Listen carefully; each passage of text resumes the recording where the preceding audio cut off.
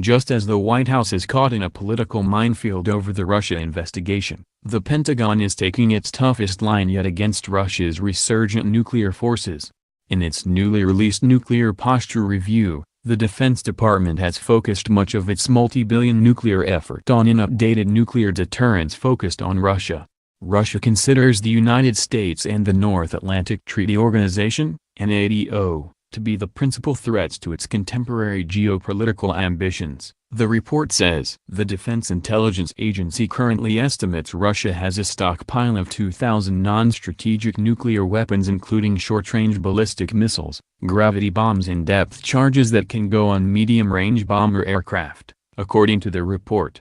DIA also estimates Russia has nuclear-armed anti-ship, anti-submarine missiles and torpedoes. What do they need nuclear depth charges for? One U.S. official asked. President Donald Trump highlighted the importance of the review's conclusions Friday in a written statement.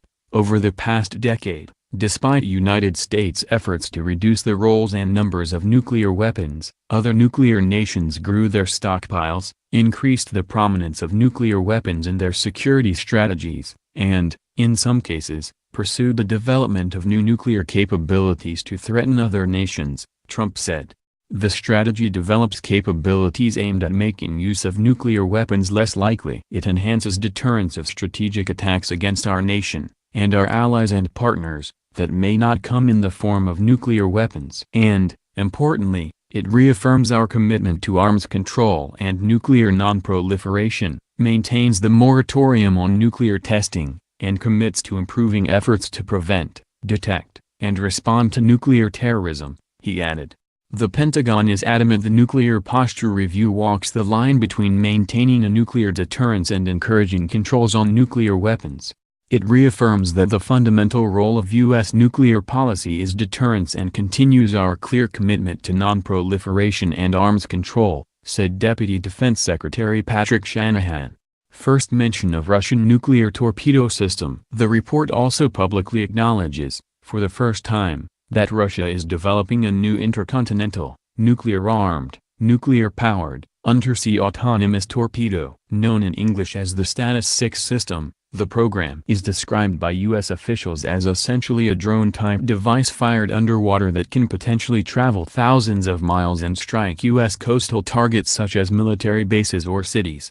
Upon detonation, the device is designed to cause large zones of radioactive contamination. Some analysts have called it a doomsday weapon, and U.S. Senator Tom Cotton, Republican Arkansas, has labeled the concept destabilizing. The concept is a horror of the Cold War, according to Adam Mount, a senior fellow and the director of the Defense Posture Project at the Federation of American Scientists. It is clearly inspired by overblown Russian worries that U.S. missile defenses will make their missile forces obsolete. There is no indication from public information that Russia is actively developing the system, but it is alarming to see it in a Pentagon document, Mount said, adding that while the program is referenced in the Nuclear Posture Review, it is not mentioned in other government reports.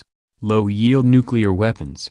The review calls for more focus on U.S. low-yield nuclear weapons to try to convince Russia that the U.S. has a credible deterrent against the potential Russian threat. The plan calls for modifying existing U.S. warheads on submarine-launched ballistic missiles in a $50 million 5-year program. Each submarine would only carry a few of these new missiles, armed primarily with strategic longer-range missiles. Neither recommendation requires developing new nuclear warheads, Shanahan said. Neither will increase the size of our nuclear stockpile. They break no treaty. The idea is to have one or two or just a few to address this potential Russian limited use, according to one Pentagon official. But according to some experts, the plan translates Trump's urge to greatly expand and strengthen the arsenal into policy. The Trump administration's call for new nuclear weapons is a major shift in U.S. policy, Mount said when asked the proposal for low-yield nuclear weapons.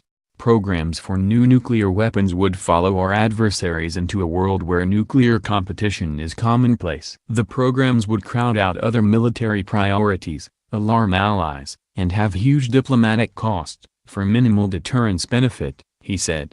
Mount said that the review's outline for low-yield nuclear weapons relies on the assumption that Russia would invade NATO allies, and glosses over important arguments about where and why these weapons would ever be necessary. Low-yield ballistic missiles could be fielded within just a few years. Longer-range missiles could come over the next decade, and the U.S. would plan to develop and field sea-launched cruise missiles also with lower-yield warheads. The review is calling for all of this along with an overall modernization of the nuclear force because the Pentagon requires an investment in a credible nuclear deterrent with diverse capabilities, Chief Pentagon spokesperson Dana White told reporters. Defense Secretary James Mattis said, "What we have is a nuclear deterrent, so keep those two words always together and then look at the efforts to push forward on non-proliferation and arms control. And you have to do that when you're in a position of persuasion, not of hope."